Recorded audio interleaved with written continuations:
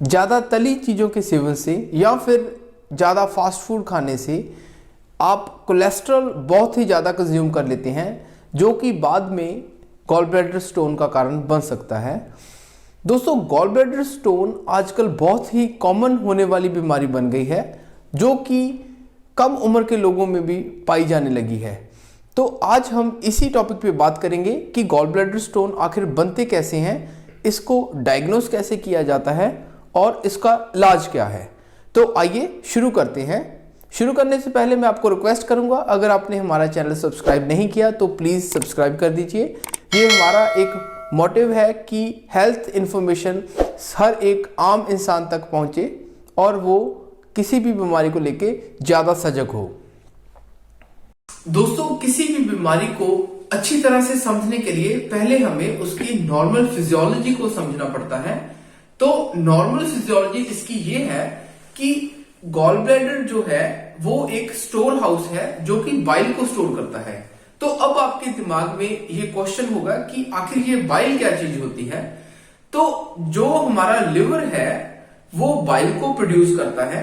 Bile एक ऐसा liquid पदार्थ है जो कि हमारे फैट को मेटाबोलाइज करता है। जब भी हम कोई ऐसी फैटी सब्सटेंस कुछ भी चीज लेते हैं, कुछ भी तला हुआ खाते हैं, तो उसमें फैट जो है उसको डाइजेस्ट करने के लिए बाइल की जरूरत हमारे शरीर को पड़ती है।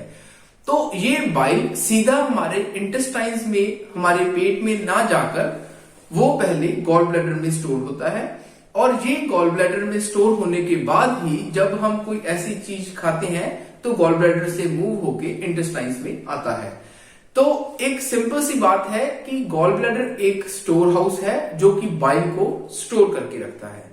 तो जब भी कभी ये बाइल जो है स्टोर हाउस होने के बाद हार्ड हो जाए या फिर इसके वहां से निकलने में कोई प्रॉब्लम हो, कोई ऑब्स्ट्रक्शन हो, तो स्टोन फॉर्मेशन के चांसेस बन जाते हैं।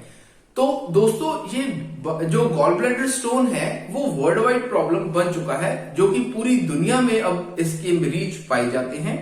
और ये जो स्टोन है एक रेत के कण से शुरू होकर गोल्फ की बॉल के साइज तक का हो सकता है। तो इस उदाहरण से आप समझ गए होंगे कि ये बीमारी कितना भयानक रूप ले सकती है। और जो गॉल ब्लैडर स्टोन के ज्यादातर पेशेंट्स होते हैं वो एसिम्प्टोमेटिक होते हैं। उनमें कभी कभी बीमारी का कोई लक्षण नहीं पाया जाता। ये सिर्फ इनमें जब भी कभी स्कैन की जाए या जब पेशेंट का अल्ट्रासाउंड किया जाए तो उसमें पता चलता है कि इस पेशेंट को गॉल ब्लैडर स्टोन है। तो दोस्तों, अब बात करते हैं रिस्क फैक्टर्स की। वो कौन से रिस्क फैक्टर्स हैं जिससे ये गॉल ब्लैडर स्टोन बनने के चांसेस बढ़ सकते हैं। तो सबसे बड़ा रिस्क फैक्टर है फीमेल्स का। तो फीमेल्स में गॉल ब्लैडर स्टोन्स अक्सर पाए जाते हैं और ये गॉल ब्लैडर स्टोन बनने के चांसेस उनके फर्टाइल एज यानी कि 20 से लेके 35 साल की उम्र में ज्यादा देखने में मिलते हैं। ये इस कारण ही गॉल ब्लैडर स्टोन फीमेल्स में छोटी उम्र में ही देखने को मिलते हैं। मेल्स में कंपैरेटिवली गॉल ब्लैडर स्टोन कम देखे जाते हैं।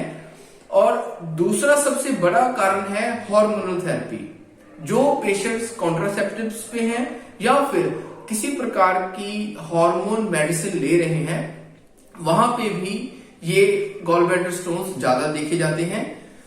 और जो पेशेंट ओबीज हो या फिर कुछ ऐसी फैटी चीजें ज्यादा खाएं, फास्ट फूड ज्यादा खाएं या फिर तला हुआ भोजन ज्यादा करें, तो ये कारण हो सकते हैं कि गॉल ब्लैडर स्टोन्स वहां पे जल्दी बन जाए। दोस्तों, आपके मन में ये होगा कि भी ये आखिर फैटी सब्सटेंसेस से क्यों होते हैं। तो जो कोलेस्ट्रॉल होता है वो बाइल साल्ट की फ्लो को डिक्रीज करता है और वहां पे हाई लेवल्स लिपिड्स होने के कारण ये बाइल ज्यादा कॉन्सेंट्रेटेड हो जाता है, जो बाद में स्टोन्स का रूप ले सकता है। और पांचवा बड़ा मेन कारण है सडन वेट लॉस। जो लोग अचानक से अपना वेट बहुत ही ज्यादा कम कर ले तो वहां पे भी कोलेस्ट्रॉल के मेटाबॉलिज्म में प्रॉब्लम आती है और वो बाद में स्टोन्स बन जाते हैं। और लास्ट में कारण है डायबिटीज। डायबिटीज के पेशेंट्स में भी ये गॉल ब्लैडर स्टोन ज्यादा देखने को मिलते हैं। गॉल ब्लैडर स्टोन्स को अब पहचान कैसे करें कि पेशेंट में गॉल ब्लैडर स्टोन बन चुके हैं। तो ऐसे पेशेंट्स कई बार ज़्यादातर एसिम्प्टोमेटिक होते हैं। उन पेशेंट्स में गॉल ब्लैडर स्टोन बनने के कोई भी लक्षण नहीं होते और वो अचानक ही डायग्नोस किए जाते हैं। जिन लोगों में गॉल ब्लैडर स्टोन के कारण प्रॉब्लम होती है उन लोगों में अक्सर देखा गया है कि पेट के ऊपरी साइड में अक्सर दर्द रहता है। उनको जल्दी से जल्दी नौजिया जैसे कि उल्टी जैसी फीलिंग ये आती है या फिर पेट में दर्द रहता है।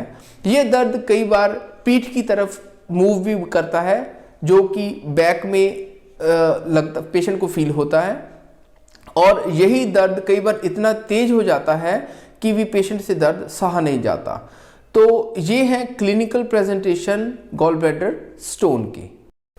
जिन पेशेंट्स में गॉल ब्लैडर स्टोन होता है उन पेशेंट्स में फैटी फूड लेने के बाद, जिनमें फैट कंटेंट ज़्यादा हो, ऐसा फूड खाने के बाद पेट में अक्सर दर्द होने लगता है। ये बहुत ही बड़ा साइन है जिससे हम डायग्नोस कर सकते हैं कि पेशेंट को गॉल ब्लैडर स्टोन है। दोस्तों कई बार ये अचानक बहुत ही ज़्यादा तेज दर्द लेके आता है और अगर इस दर्द के कारण स्टोन्स हिलते हैं तो गॉल ब्लैडर में इन्फेक्शन भी हो सकती है जिसको हम कॉलीसिस्टाइटिस कहते हैं। ये कॉलीसिस्टाइटिस में पेशेंट को बुखार और कई बार खून में इन्फेक्शन जिससे कि TLC जो रेज हो जाती है वो बढ़ जाती है। ऐसे पेशेंट्स में अगर बार बार इन्फेक्शन हो तो कई बार गॉल ब्लैडर की परफोरेशन या फिर गैंग्रीन बनने की कॉम्प्लिकेशन हो सकती है। तो ये एक सीरियस पार्ट है इस बीमारी का और कई बार ये इन्फेक्शन बार बार होने के कारण वहाँ पे कैंसर बनने के चांसेस भी हो सकते हैं। इसीलिए गॉल ब्लैडर का ऑपरेशन करने के बाद हमेशा ही पेशेंट की बायोप्सी भेजी जाती है। गॉल ब्लैडर स्टोन के साथ एक और टर्म आती है CBD की, जिसको कहते हैं common bile duct. Common bile duct एक ऐसी डक्ट है जो गॉल ब्लैडर और लिवर के से जो डक्ट आती है उसके ज्वाइंट होने के बाद बनती है, उसको कॉमन बाइल डक्ट कहा जाता है। कई बार ये स्टोन गॉल ब्लैडर से निकलकर कॉमन बाइल डक्ट में आ जाता है जिसके कारण पूरे बाइल का फ्लो रुक जाता है और पेशेंट को जॉन्डिस होने के चांसेस हो सकते हैं। ये भी काफ़ी ग्रेव कंडीशन है, इससे पेशेंट को बहुत सी प्रॉब्लम हो सकती है। और अब बात करते हैं डायग्नोसिस की।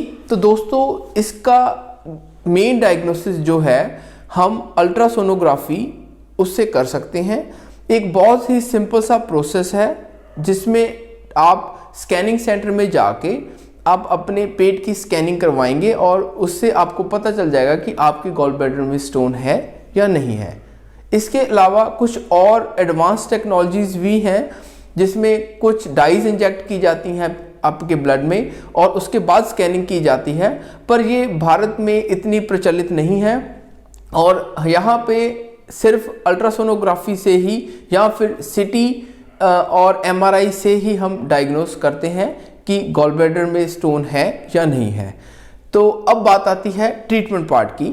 दोस्तों जो पेशेंट एसिम्प्टोमेटिक है, जिनमें बीमारी का कोई भी लक्षण नहीं है, जिनमें कोई भी दर्द नहीं होता, ऐसे पेशेंट्स में कोई भी इलाज की ज़रूरत नहीं है। हाँ जी, उसमें आप पेशेंट को सावधानी रखने के लिए ज़रूर कह सकते हैं।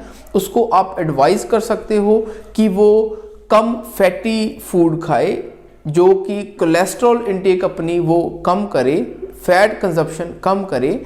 ऐसा करने से उसके कोलेस्ट्रॉल जो स्टोन्स हैं गॉल ब्लैडर में वो बढ़ेंगी नहीं और साथ में ही कोई कॉम्प्लिकेशन भी नहीं बनेगी। और जिन पेशेंट्स में गॉल ब्लैडर के कारण बार बार दर्द होता है, ऐसे पेशेंट्स में गॉल ब्लैडर को रिमूव करना पड़ता है। गॉल ब्लैडर स्टोन की सर्जरीज के लिए दो ऑप्शंस होते हैं, एक ओपन कोलसिस्टेक्टमी यानी कि ओपन प्रोसेस और दूसरा है लैप्रोस्कोपिक यानी कि दूरबीन से होने वाला ऑपरेशन। दोस्तों ओपन प्रोसीजर से लैप्रोस्कोपिक प्रोसीजर जो है वो ज़्यादा सेफ और जल्दी रिकवरी वाला है, इसीलिए लोग इसको ज़्यादा ऑप्ट करते हैं और सर्जन भी इसी की सलाह देते हैं। कई बार ये गॉल ब्लैडर स्टोन्स ज़्यादा कॉम्प्लिकेटेड हो जाते हैं जिसके कारण पेशेंट की ओपन सर्जरी करनी पड़ती है, पर ओपन सर्जरी करने के बाद पेशेंट का रिकवरी टाइम भी उतना ही बढ़ जाता है। पर लैप्रोस्कोपिक सर्जरी करने के बाद पेशेंट तीसरे दिन चलने फिरने लगता है और 10 या 15 दिनों में वो बिल्कुल स्वस्थ होकर अपनी नॉर्मल लाइफ जी सकता है। तो ये सब बातें थी गॉल ब्लैडर स्टोन की। आशा करते हैं आपको इसके बारे में काफ़ी कुछ जानकारी मिली होगी और कुछ डाउट्स भी आपके क्लियर हो गए होंगे। दोस्तों, अगर फिर भी आपको कुछ डाउट्स हैं तो आप प्लीज़ कमेंट बॉक्स में लिखें, हम आपको ज़रूर रिप्लाई करेंगे।